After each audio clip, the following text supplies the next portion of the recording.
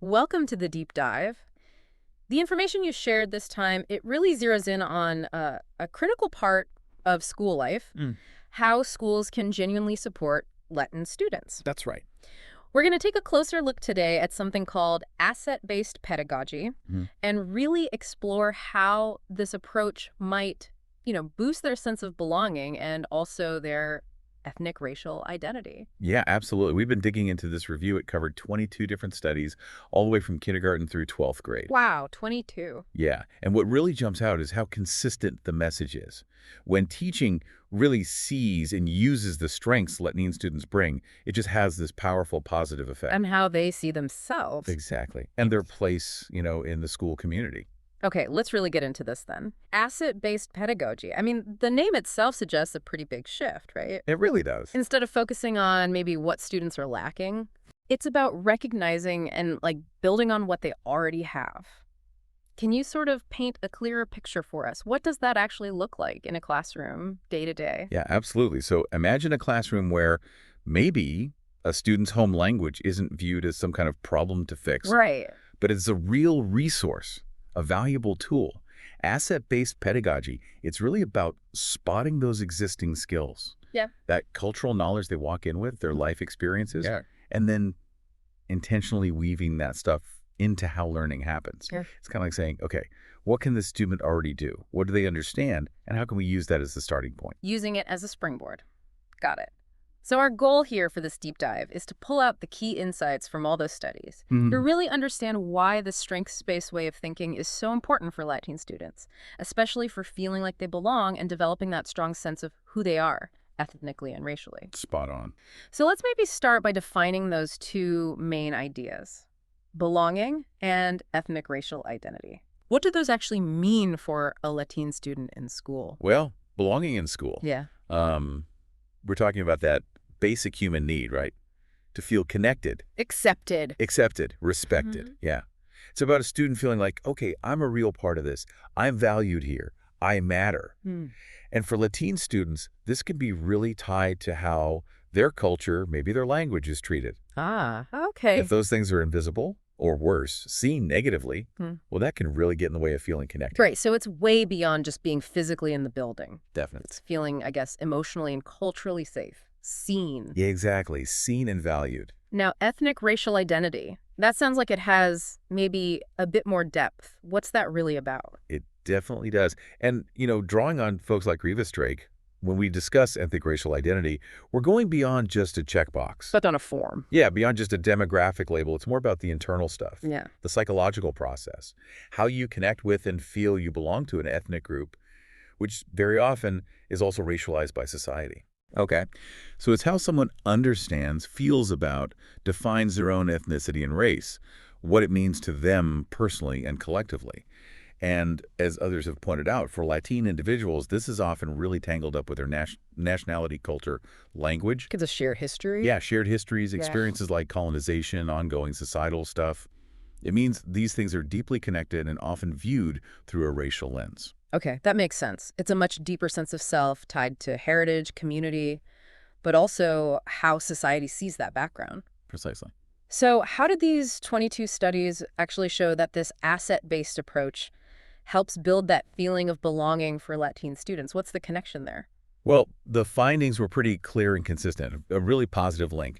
When teachers actively use these asset-based methods, Latine students consistently report feeling, well, more connected, more accepted at school.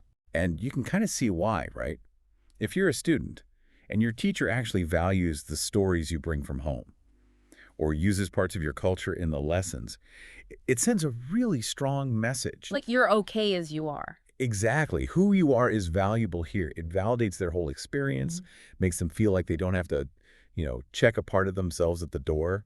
That's powerful. Can you give us some concrete examples? Like what would a teacher actually do that fits this asset-based idea and helps with belonging? Yeah, sure. So maybe. Imagine a science class. Instead of just the standard textbook stuff. So? Students are encouraged to bring in and discuss traditional ecological knowledge from their own cultures, right alongside, Western science. Oh, interesting. Comparing and contrasting. Right. Or think about language arts. Maybe bilingualism isn't just tolerated, it's celebrated. Students can use their home language to help them learn English or to understand complex ideas. Using it as a tool. As a tool, exactly. Or maybe a social studies class that doesn't just do Hispanic Heritage Month. The one-off thing. Yeah, but actually integrates the history, the contributions of Latine communities throughout the entire year, makes it part of the main story. Honestly, even something as seemingly small as a teacher making the effort to learn and use students' names correctly, Yeah, that matters. it really does. Showing genuine interest in their background, that alone can make a huge difference in feeling seen, respected. Those examples really show how it moves away from that kind of one-size-fits-all model towards something much more, well, inclusive, responsive. Sure. Okay, now let's switch gears slightly to ethnic racial identity. How do these studies suggest asset-based pedagogy helps Latine students develop a stronger, more positive sense of their background? Yeah, so the research here suggests that by consistently affirming their cultural heritage, their lived experiences, these asset-based approaches actively kind of push back against negative stereotypes or biases they might face outside of school. Right, counteracting the negative messages. Exactly. When their own school, their teachers, are validating your identity, it helps them build a stronger, more positive self-image. It encourages pride in who they are, where they come from. And it was important that this link was found across all the grade levels in the review, right? K through 12. Exactly. Finding that consistent link between asset-based teaching and stronger ethnic racial identity right through all those developmental stages, it really highlights how fundamental this is throughout their whole education. From when they're little right up to near adulthood. Yeah. And like we touched on earlier, for Latin youth, those connections between nationality, culture, language, race, they're complex, deeply felt. So asset-based pedagogy gives them a space in school to actually explore and understand and affirm all those connected parts of who they are. But in a positive, supportive way. In a positive, supportive way, yeah. So it sounds like it's creating an environment where students don't just feel they belong at school, but they also grow more confident in understanding and appreciating their own background, their own identity.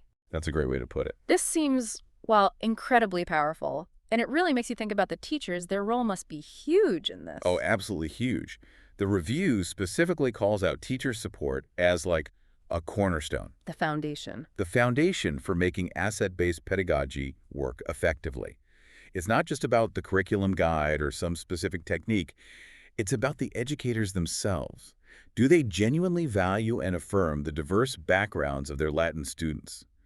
When students feel that their teachers see their culture, their language, not as problems, but as real assets. As strengths. It significantly boosts both that feeling of belonging and their ethnic racial identity development. This could be a teacher taking extra time to understand cultural nuances or advocating for a student's needs or just creating a classroom vibe where different perspectives are truly welcomed. Yeah, it sounds like the teacher's own mindset, their beliefs. Yeah. That's maybe even more critical than the specific lesson plan. I think that's right.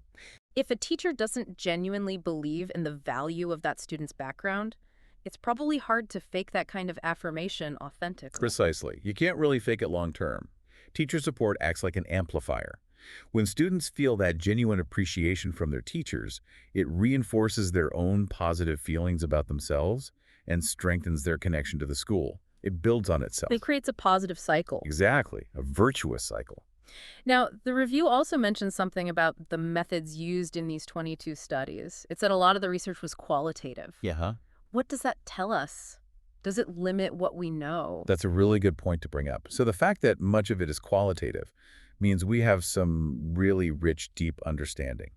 Through interviews, watching classrooms, detailed case studies, we get a good sense of how these things work, the lived experience. Like the lawyers behind it.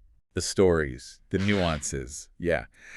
But the reviewers also noted that there's maybe less research out there that has focused on creating really specific, measurable ways, like quantitative tools, to define and measure things like asset-based pedagogy, or belonging, or ethnic racial identity.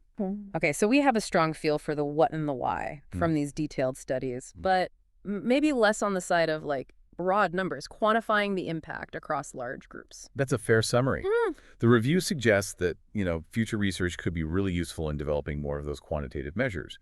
That would let researchers look at how strong these connections are across bigger, maybe more varied groups of students, and maybe even pinpoint which specific parts of asset-based teaching have the biggest bang for the buck, so to speak, on different aspects of belonging or identity. Fascinating. Yeah, that makes sense as a next step for research. So, as we kind of wrap up this deep dive into these studies, what's the main thing? The core message you, our listeners, should really take away about asset-based pedagogy and Latine students. I think the biggest takeaway is this. The research is pretty overwhelming.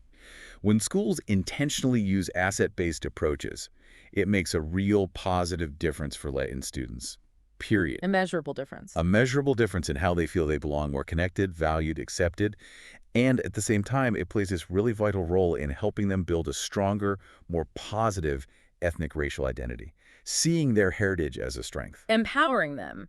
And woven through all of that is the absolute necessity of teacher support. Absolutely crucial. Teachers who actively value, affirm, connect with the backgrounds of their Latin students, they're the key. They unlock the potential of these approaches and help create schools that are truly inclusive and supportive. This has been really insightful. It highlights just how much can change when we shift our focus educationally to really see and value the assets students bring with them. So here's maybe a final thought for you, the listener, to chew on. Given these really consistent findings across so many studies focusing on Latine students, what might the bigger picture be? What are the broader implications for how we think about educating all minoritized youth? How can we take this understanding that valuing students' assets brings such positive outcomes and use it to build more equitable, enriching, and supportive schools for every single student, whatever their background might be?